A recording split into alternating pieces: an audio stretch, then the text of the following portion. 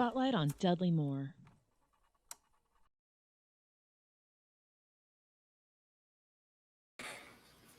Hello, everybody. How you doing? I'm so excited about this one. What's up, Scott? No, really. Hey, Mondo Video. Right. Tater, how's life? Who? Tater, how's life? Ah, yes. I see. I missed that cue. It is well. I'm Good. I'm just settling into my tater skin. Just getting my camera cues down. Don't mind this. Limp Neon. We're doing a little construction in all Mondo Video, so it is what it is. I don't even see it. It looks great. It looks great. Are you kidding me? It looks like that's the fire exit. Like in the event of a fire, go right in between right there and you'll be escorted to safety. Absolutely. I want to let you all know this is like the first segment of Ask Anthony that we've done a spin-off of. So instead of just spotlighting movie genres like, hey, spring break movies, check it out. Sex comedies, check it out. We're going to spotlight actors, because there's, you can go from Madeline Kahn to tonight Dudley Moore, and you can go here and there. There's so many people to deep dive in. So it's a little weird because I feel like this is like an oral report, and that was like my worst fears in school. So we're just going to get into it. So I have my bullet points over here, and then I just have my natural Dudley Moore knowledge. So we're just going to get into it. Okay? So sounds good, bud. Bear with me, and we're going to just steamroll right through this in honor of Dudley Moore, because he actually just passed the anniversary of his passing is March 27th, 2002. So that was just a few days ago. The dude was born April 19th, 1935. And everybody knows that he was a man of short stature. Okay. He was a tiny guy. He was 5'2". On his best day, God bless him. But he was born to a working class family in England, and he was born with a club foot. So he had numerous operations, and he was actually bullied quite a bit. And that's what helped his comedic side, because I guess he got tired of it one day and he made a joke, and it was infectious. And he just, if you can't beat him or kill him with kindness or comedy. And that's what he did. And he did it very well. But the thing is, his mom bought him a piano at a very early age. And apparently he just took to it. He was very proficient in the piano and violin. Okay. So anytime you watch a Dudley Moore movie and he gets on a piano, that's not an accident. He is probably 95% playing at any given time. Incredible. Yeah. Incredible musician. Absolutely. Jazz and classical he was very proficient in. And I think that's like the most underrated side of Dudley Moore. Because when we think of him as just like a fun actor. So he basically I got some notes over here I'm going to refer to real quick. He actually got a scholarship to Oxford, okay, for an organ scholarship. And he took it upon himself to go down that path. And the fact that he was from a working class family and he was kind of out of step with the Oxford crowd, these are like 6 foot something, well-to-do individuals. He actually found refuge in a basement jazz club, actually in the student union. And it's there where he kind of formed his posse. And this is where the story begins of his career. The first thing he got into was called Beyond the Fringe. As you can see, this was a super satirical comedy review that he would do with his pals that actually kicked off the whole satirical situation of the 60s in England and beyond. It actually doesn't get a lot of credit. And from there, I think we have a few more photos from this era of his life. Looks like Al Gore. Yeah, so that's the troupe, the posse, if you will, of the comedic troupe. Wow, look at that. Yeah, from there he did. I think it was not only but also. Yes. So initially he was given this talk show, and it was just going to be not only Dudley Moore but also a guest. But he didn't feel that he had the talk show presence, so he actually brought Peter Cook in, who was also his partner in Beyond the Fringe. Oh, is that why Danny brought Tater in? Yeah. That's exactly.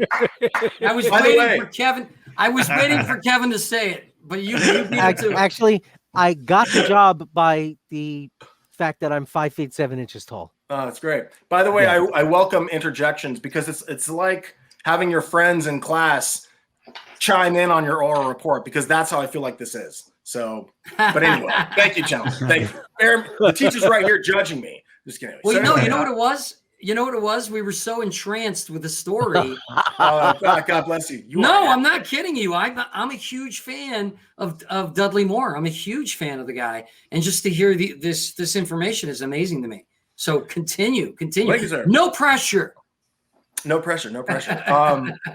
I'm not sure if we have any more archival photos from this period of his life, but basically that was the highlight of his kind of England, London career, if you will. There you go. But basically, he wanted to branch out and take America by storm, and to see if he can, make a splash. And he did he did some film and TV work here and there, but it was Foul Play that really got him going. And I think yes, exactly. So this is one of the wow.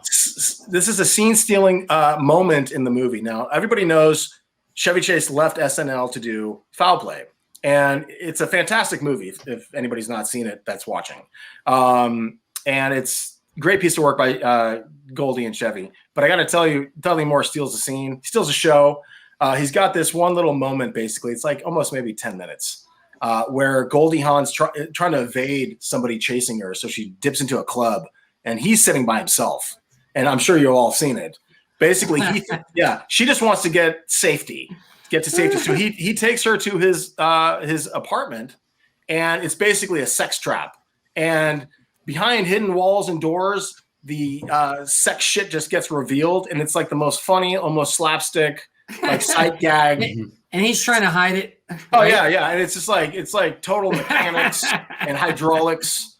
It really, I gotta say, it steals the entire movie away from Goldie and Chevy. But, it's hysterical. It's hysterical. Yeah, but because of that cameo that he did, if you will, it got the attention of Blake Edwards. Oh wow. 10. Wow. Yes, and everyone's seen this, I imagine. Yes. This was his big break. This was his big movie. Yes, leading man. Of course, Bo Derek helped. Yes, absolutely. I had that hairstyle myself. Nice. I hope you mean Dudley Moore. You know what? Maybe for a TikTok, you should bring it back. Naked on a horse. I'll do it. Is that Bolero? Please, no. Stop. So it's getting out of control. 10 was it's an interesting and super fun flick. It's funny because when I was kind of reviewing it again, from the eyes of doing this, I realized that Blake Edwards always wants to make the protagonist likable, even though they're usually cheating. So it's kind of interesting. I'm not talking about all his works, but if you think about, like, you got 10, what's the other one? You got Skin Deep. There's another one, Mickey and Maude. Wow, you're right. I never thought of that, but you're absolutely right. Yeah. And I'm not saying that's wrong. I'm just saying I noticed a common through line. Did you ever see The Party? The Party with Peter Sellers? Yeah. Like it. Yeah. Nice. Yeah. Underrated movie right there. And I'm not saying that's, how dare he for doing that. I'm just saying it's a kind of a tightrope. It's a fine balance to make unsympathetic character likable. It is. It is. Or to find sympathy in somebody who's damaged. You hear that, Kevin? You hear that? Fuck you. How'd I do? So you did well, goddammit. So I got to tell you, I'm going to do a sidestep to Bo Derek. Okay. This movie, obviously, this is the most iconic sequence when she's jogging and he's jogging towards her. Of course, it's a figment of his imagination. Spoiler alert. Well, I got to chime in here. Yeah. Bo Derek guest starred on an episode of Chuck. I got to work with Bo Derek. Oh, that's right. Oh, that's awesome. Right. Very cool. Very cool. She was with Grimes. She was with Grimes. Yes, exactly. She was after him, boy. Yeah, so, that was good. Side note, we had I do animation for South Park, and we had a wrap party at the Marriott Glow, the lounge in Marina Del Rey. I don't know if it's the same title now. And they were shooting Chuck there. This is probably over 10 years ago, maybe, or about 10 years ago. And Zach Levi, Levi, crashed the party, the nicest guy, super fun. I mean, at least my experience, he was super awesome. So my experience with Chuck, aside from enjoying the show, Zach was a super stand-up guy. And yeah, we had awesome time.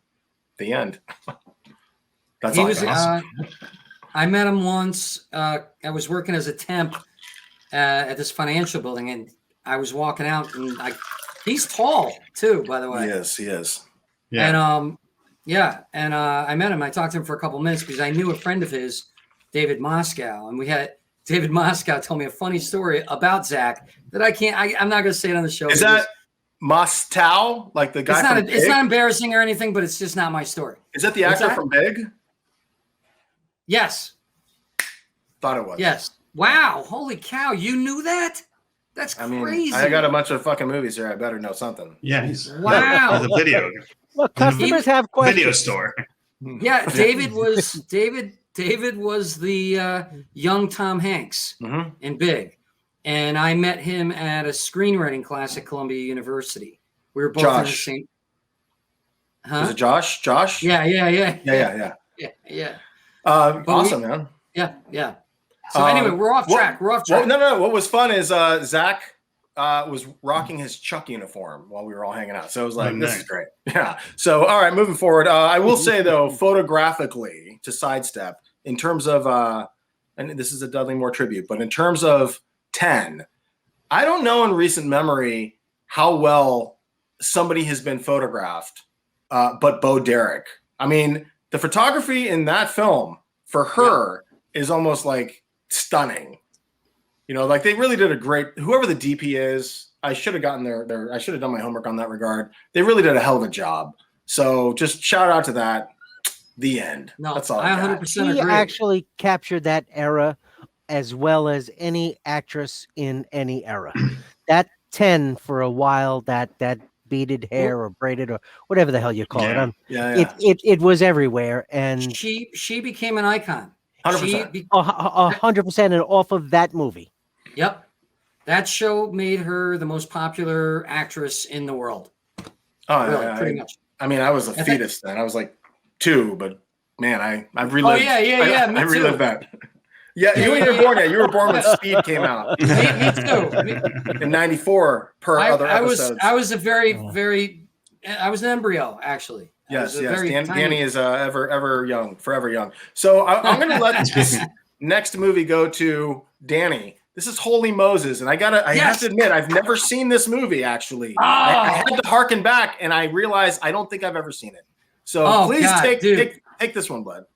Okay, it's been a long time since I've seen it, but this movie, when I was a kid, I was a big fan of Jerry Lewis. I was a big fan of Dudley Moore, and when this movie came out and I watched it, it blew my mind because I was raised Catholic, and so we knew the story of Jesus and Moses and all this stuff, and this movie is about the guy that thinks he's supposed to be doing Moses's job.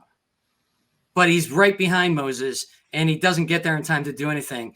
And he still believes he's being sent by the Lord. And that's Dudley Moore. And it's just, it blew my mind. The comedy, I could not contain the laughter. Who directed that? Is that Blake Edwards too? Or this one's not, but I don't know who directed this one. I mean, I'm like literally leering into the font there. I actually don't know. So I have failed you, sir. I have failed you. I feel like the concept is familiar, so maybe I saw it maybe as a kid. Gary Weiss, writer Guy Thomas. So Gary Weiss, I have a feeling he's done some other work. Watch it again because I want to remember the exact comedic sequences that made me laugh, but I just can't. I don't want to try it and then mess it up. I haven't seen it in a while. Sure. Because I respect it way too much. By the way, thank you, Susanna, for the specs on the movie because I didn't have it. So the next one is, and I've said this before in other segments, is my favorite Dudley Moore film, and it's hands down, in my opinion, his best piece of work. And it's funny, I started doing a deep dive just before I decided to do this segment on Dudley Moore movies because there was a few that I hadn't seen. I would say a couple that I hadn't seen besides Holy Moses that I started watching. And I started realizing upon reviewing a lot of these that we kind of get Dudley Moore in a lot of these movies. He's almost playing himself. If I knew the guy personally, like there's a through line, kind of like when we watch a Paul Rudd movie, we get a Paul Rudd movie. Like we feel like we're hanging out with an old pal, know. And I'm not saying he doesn't have range, but personally, when Paul Rudd, if I can bring up Paul Rudd, makes a film, I want to hang out with Paul Rudd, or at least the one that I know of the last 15 years. Forgive my rambling, but Arthur, in my opinion, is his best piece of work. 100%. Hands down. That's a classic. Hands down. So apparently his agent got the script. He was given it, and he was hounding his agent on getting this role. Like he wanted to do it. He would blow up his agent's phone. He needed to have this role. He was so taken by the script. And I believe the script was written and directed by Steve Gordon. And Steve unfortunately passed away about a year later. And this is probably one of the funniest scripts, in my opinion, next to The Jerk, ever. But what made it great? What made it great was the underlying drama of the depression that he was in that made it freaking hilarious. There you go. Nicely done. Nicely done. Yeah, absolutely. Steve Gordon, Dudley Moore. So Steve Gordon died untimely. But yes, you're absolutely correct.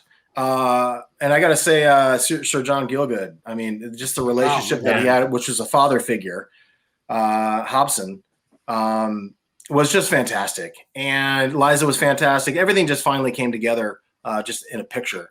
But he needed to do this role. And what's interesting about this movie is it actually showcased, and even 10 showcased this, but he's actually a very fantastic physical comedian. I think he's an underrated, or he's looked upon underrated in that regard. Like usually when you think of physical comedians, you think of yesteryear, you think of like Chevy Chase, John Ritter, so on and so forth. We can keep going back. Yeah. But Dudley Moore was very physical in what he was doing. And at the time, he wasn't really a drinker at all.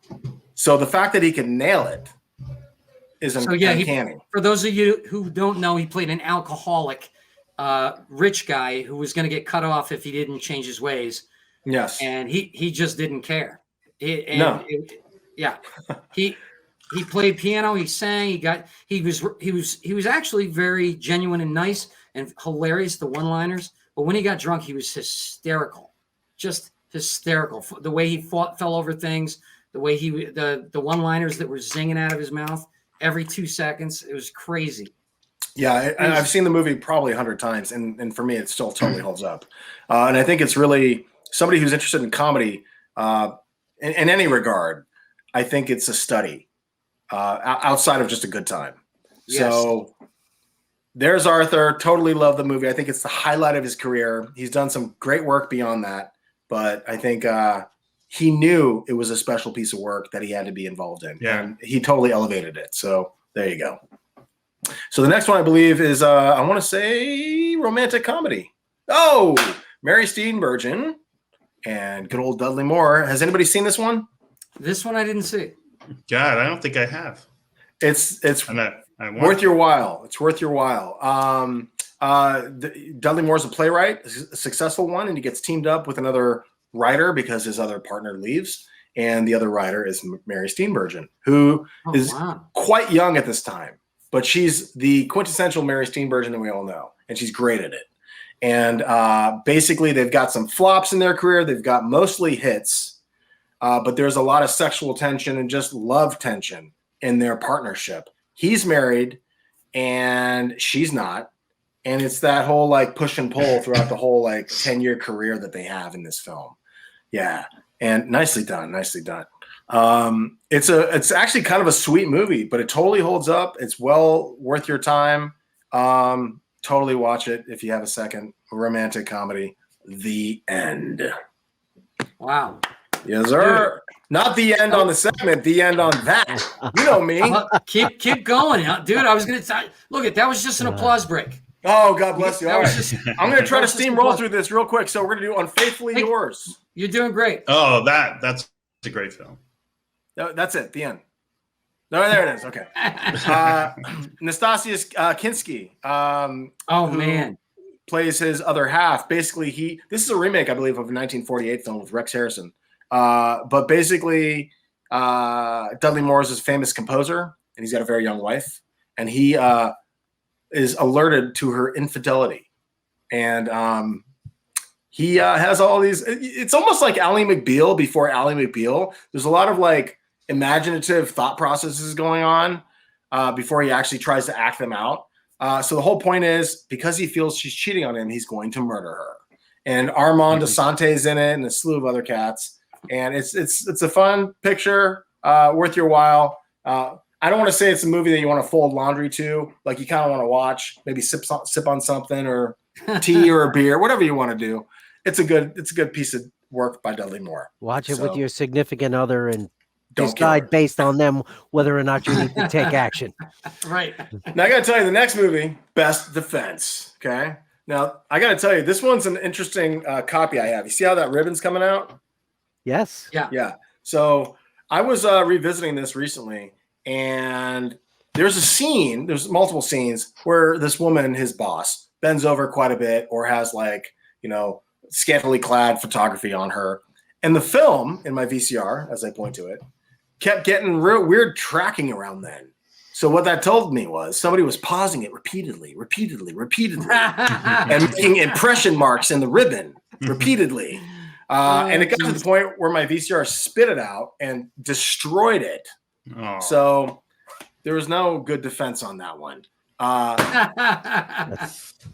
Dudley Moore is the same wonderful, dry guy that we know and love in this film.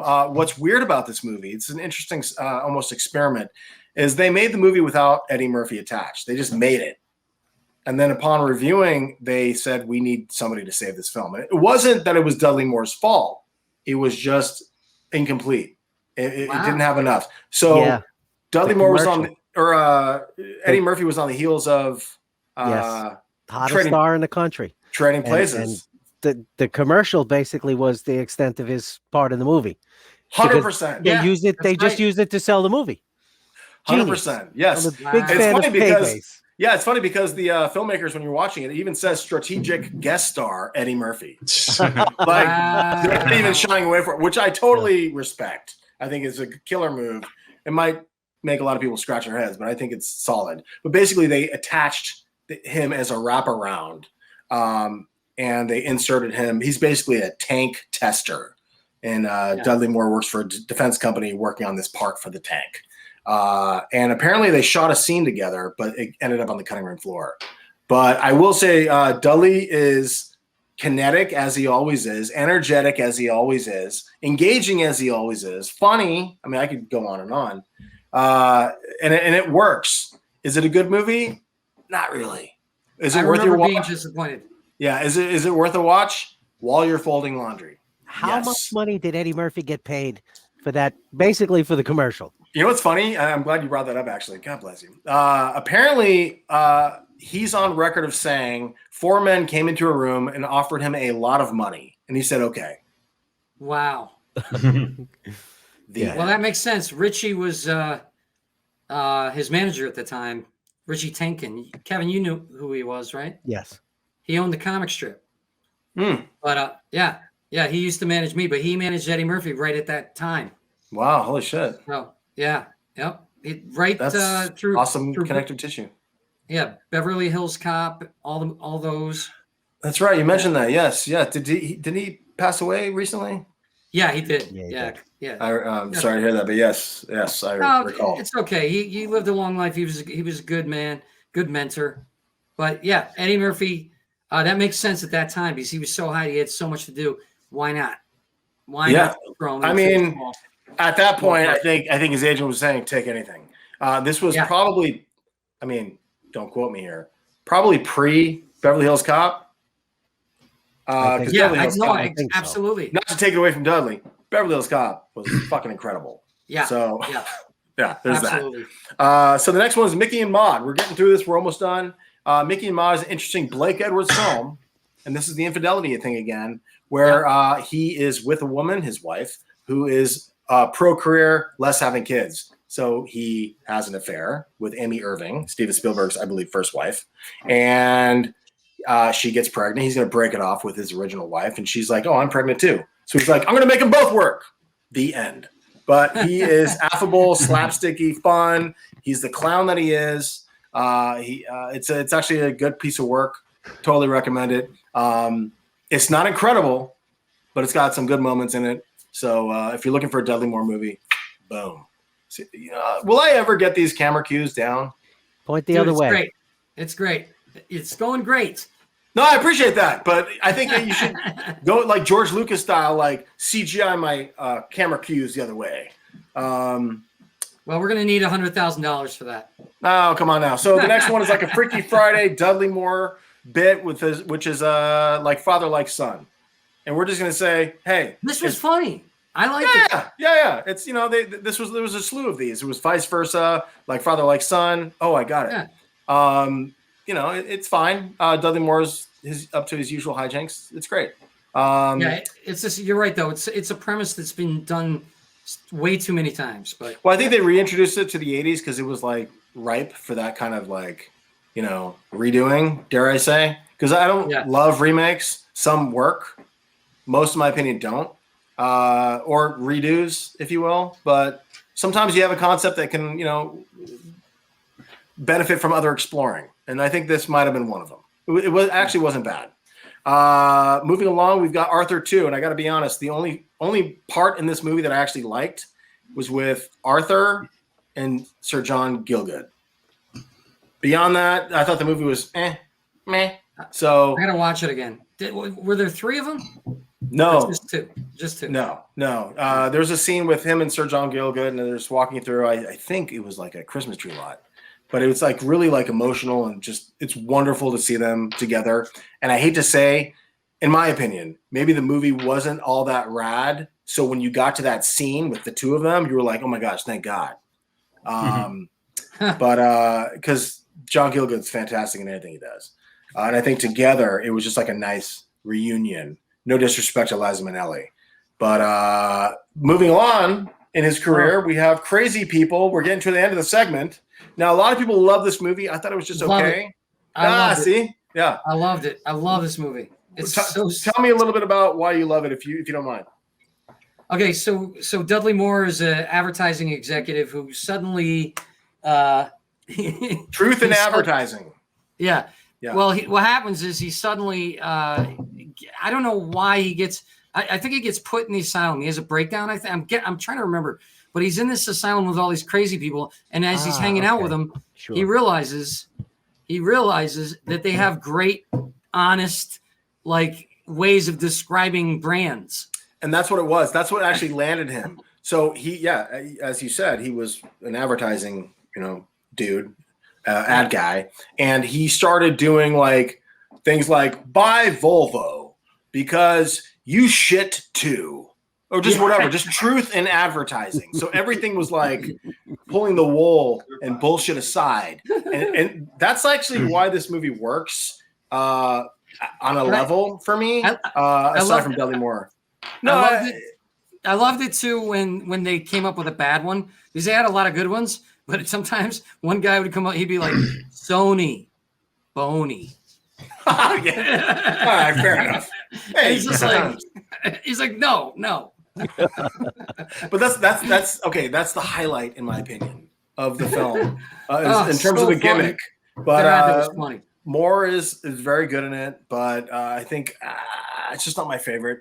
But there's a lot of people who just love this movie. It's almost cult at this point. I'm part of all these. Yeah, I love it.